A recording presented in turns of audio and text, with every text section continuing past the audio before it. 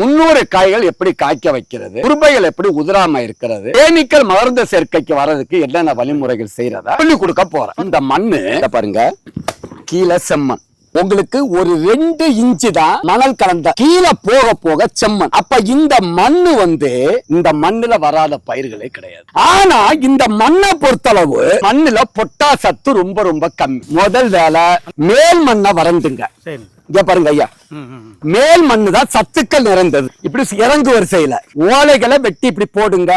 அதுக்கு பிறகு நீங்க 6 மாதத்துக்கு ஒருக்கா 1 கிலோ உப்பு, 3 கிலோ பொட்டாசியம் குளோரைடு, ஒரு 100 கிலோ தொழுவுரா, 1.5 kilo urea, 2 kilo super phosphate, எண்ணெய் எடுக்காத வேப்பம் புண்ணாக்கு 1/2 கிலோ டு 1 கிலோ. 300 ஆக்கணும், கொஞ்சம் சப்ளிமெண்டரி புட்டும் கொடுக்கணும். எண்ணெய் நுண்ணூட்ட சத்து 1 கிலோ, பூம்பு பூசை 20 கிராம், 6 மாதத்துக்கு ஒருக்கா. அப்ப தண்ணி பாயும் போது இப்படி விசிறி விடுங்க.